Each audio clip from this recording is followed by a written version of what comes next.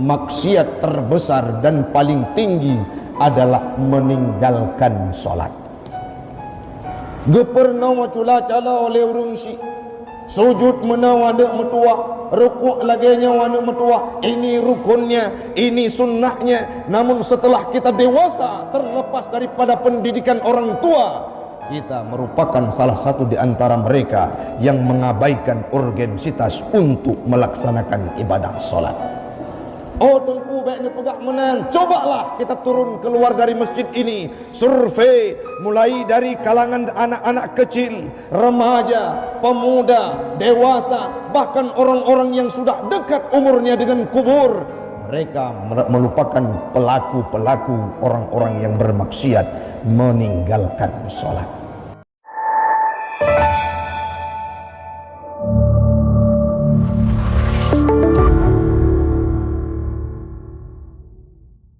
Ilahi anta maqsudi wa ridhaka matlubi, a'tini mahabbatak wa ma'rifatak. Jamaah sidang salat Jumat sekeyakinan seakidah yang kami muliakan, marilah di awal perjumpaan kita pada siang yang berbahagia ini kita memuja dan memuji Allah empunya alam semesta, Allah yang telah memilih kita sebagai Khalifatul Fir'aun, Allah yang telah memposisikan kita sebagai raja di atas permukaan dunia ini, mengalahkan semua makhluk. Manusia ini menempati proporsi paling utama karena akal yang diberikan oleh Allah. Semoga dengan akal tersebut kita juga akan mampu memposisikan diri kita layaknya sebagai hamba Allah yang terlebih, layaknya sebagai hamba Allah yang berbeda dari makhluk yang lainnya, sehingga satu waktu kita pun akan menjadi penghuni surga nomor wahid karena beribadat dan berta'abbud kepada Allah. Selawat dan salam keharibaan baginda Rasulullah sallallahu alaihi wasallam, seorang nabi yang dipilih oleh Allah sebagai penutup segala rasul-rasul dan nabi. La nabiyya ba'dah, tidak ada nabi setelahnya, dan beliau pula diberikan sebuah perintah untuk membawa risalah Islam. Terdapat sebuah momentum yang sangat luar biasa, yaitu Nabi Muhammad. Beliau terpilih sebagai rasul yang menerima sebuah ibadah la wasitah, tidak ada wasilah dan wasitah, yaitu ibadah solat yang kemudian diperintahkan kepada kita semua. Salawat dan salam kepada al dan sahabat beliau sekalian yang sangat khusyuk dan rajin, tekun dan sungguh-sungguh untuk melaksanakan semua kewajiban, tidak terkecuali ibadah solat yang sudah diperintahkan. Kepada alim ulama mutaqaddimin dan mutaakhirin yang muktabar kedua-duanya, yang kami hormati Imam Masjid Syuhada yang kita cintai ini, pengurus masjid, BKM, jamaah sidang solat Jumat sekeyakinan seakidah yang kami muliakan. Semoga berkumpul kita pada siang yang berbahagia ini, Allah kumpulkan kita kelak di yaumil qiyamah dalam surganya Allah. Amin, amin ya rabbal alamin.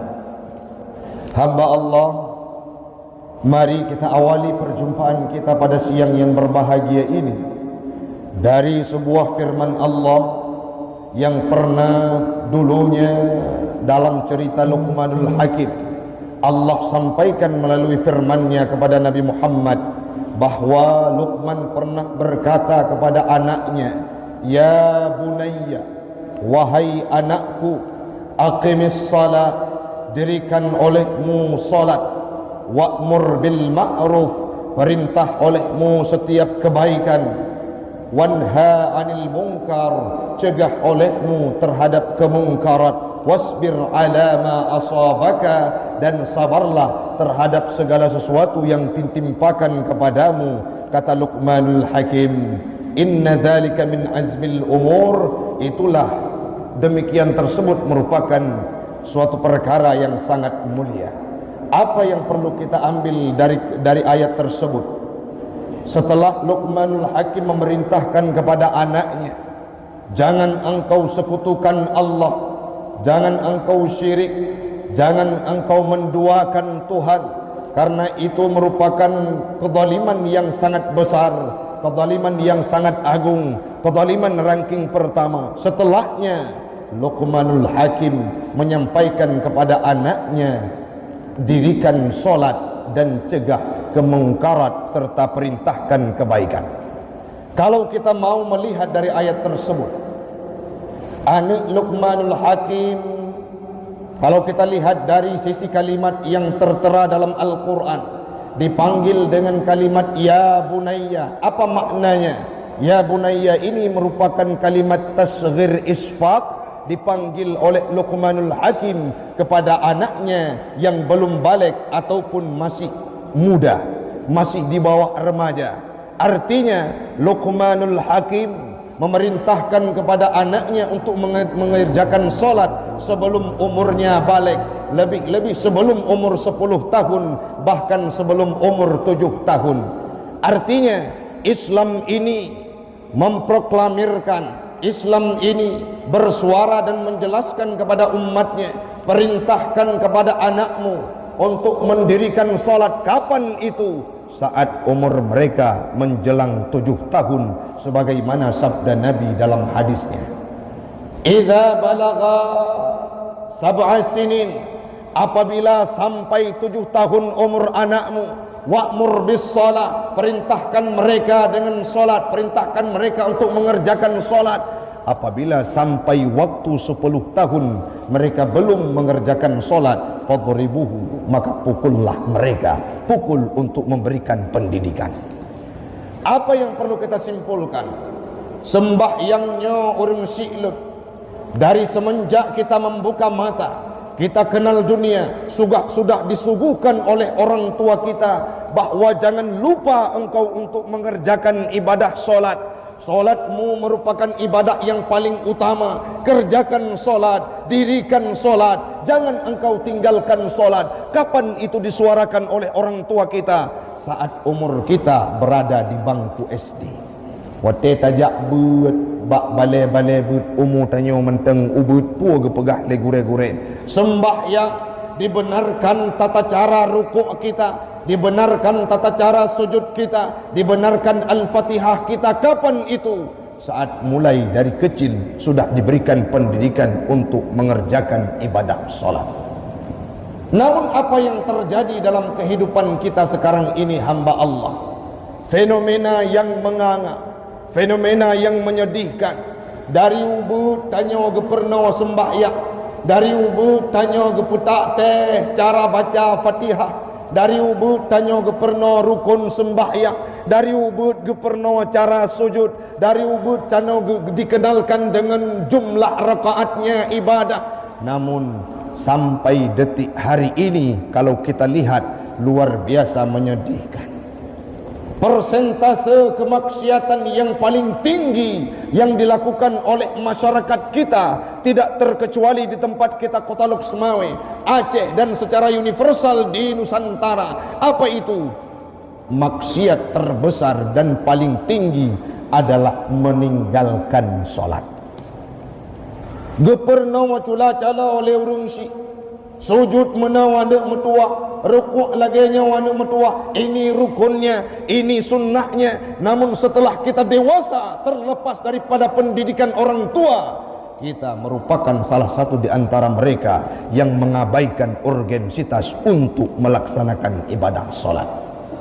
Oh tengku baiknya pegak menang. Cobalah kita turun keluar dari masjid ini, survei mulai dari kalangan anak-anak kecil, remaja, pemuda, dewasa, bahkan orang-orang yang sudah dekat umurnya dengan kubur. Mereka melupakan pelaku-pelaku orang-orang yang bermaksiat meninggalkan sholat. Ini dibahas dari berbagai elemen. Nah, padum-padum draw gesi yang merempok ngendun. Ada orang-orang yang peduli terhadap agama Islam. Apa yang disampaikan Tengku Taufik, sampaikan kepada kawan-kawanmu, kepada orang-orang yang mampu menyampaikan kebaikan. Apa itu? Sampaikan bahwa solat itu tiang agama, jangan pernah diabaikan. Bahkan menandengku, sangat banyak anak-anak kita hari ini meninggalkan solat. Bahkan di instansi Islam pun yang tiap hari disuguhkan makanan-makanan ilmu Al-Quran, disuguhkan ilmu pengetahuan agama, di sana pun kadangkala kalau kita lihat sangat banyak pemuda-pemuda yang mengabaikan urgensitas solat. Kenapa ini bisa terjadi? Kenapa pemuda kita merupakan pemuda yang pongah? Karena mereka sudah jauh dari perkara agama.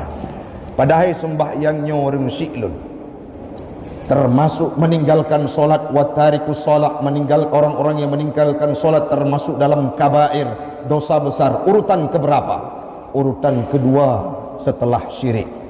Dosa besar itu yang pertama adalah mempersekutukan Tuhan. Tak kedua Tuhan, syirik, tidak menyembah Tuhan yang satu. Itu dosa besar yang pertama, urutan ranking pertama. Yang kedua, tidak ada lain.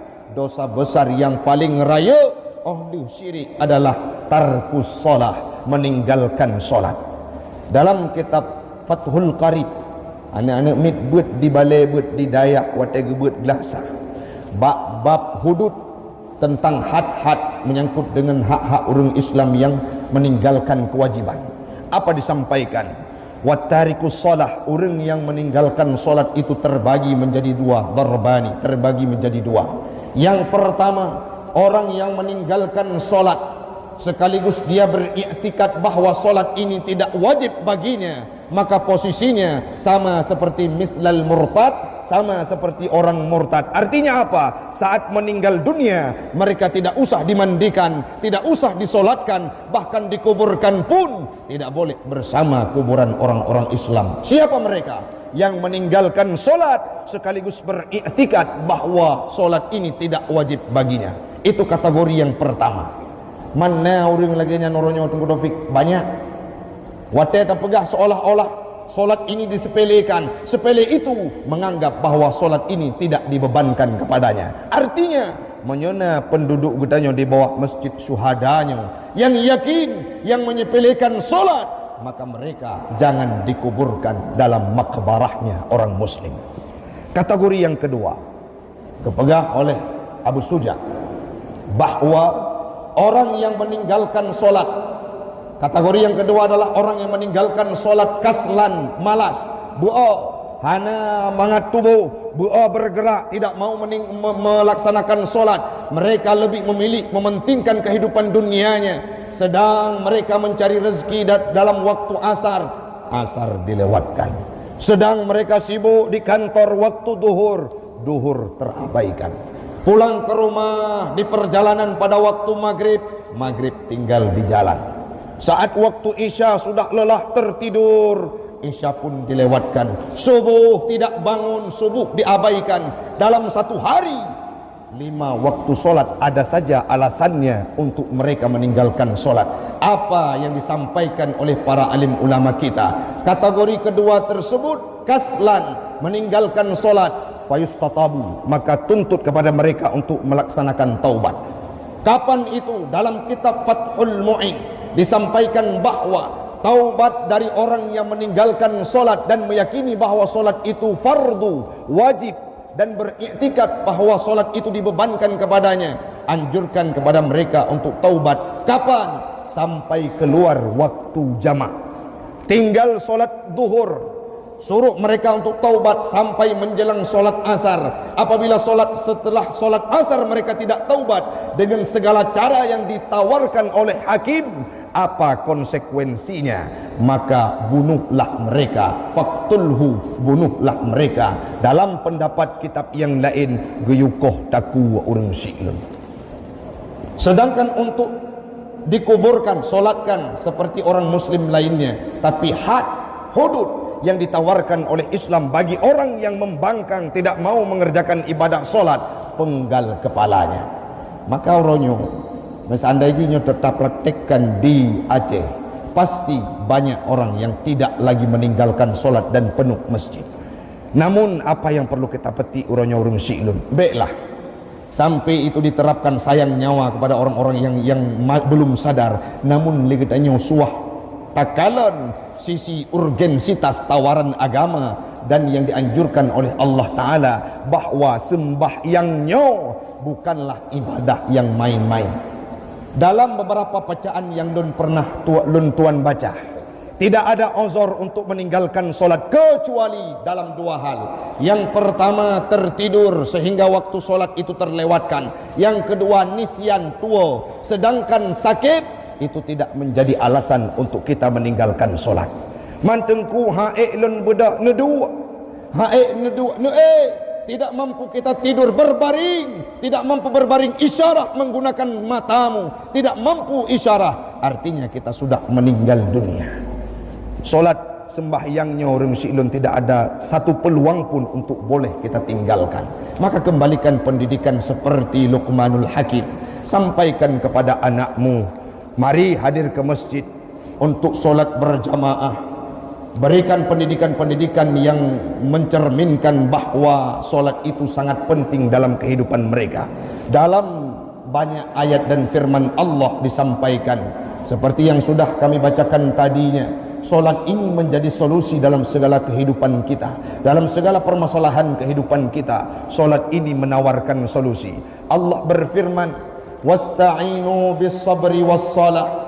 Minta bantulah kepada Allah dengan kesabaran. Ditafsirkan oleh Imam Jalaluddin, apa yang disampaikan makna minta bantu kepada Allah dengan kesabaran, tahan dirimu, tahankan nafsumu, tahanlah nafsumu terhadap sesuatu yang engkau benci. Yang selanjutnya bisalah, dengan solat. Minta bantu kepada Allah dengan solat. Sesungguhnya solat itu akan mendatangkan kedamaian, solat itu akan mendatangkan solusi, solat itu akan memberikan segudang kenyamanan bagi orang-orang yang sudah melekat hatinya dengan ibadah solat. Ada seorang sahabat namanya Imam Sayyidina Ali. Beliau saat menghadap Allah menunaikan ibadah solat seolah-olah dunia ini tidak ada. Mudah-mudahan bermanfaat bagi pribadi ulun tuan dan umumnya kepada jemaah sekalian. Mari urung Syi'lun di akhir paparan singkat ini kita menjadi orang-orang, menjadi corong kepada saudara-saudara kita yang belum sadar untuk mengerjakan solat, sehingga kehidupan kita akan makmur adanya dan Luk Semawe ini akan menjadi negeri yang baldatun tayyibatun wa rabbun ghafur. Amin. Amin ya rabbal alamin.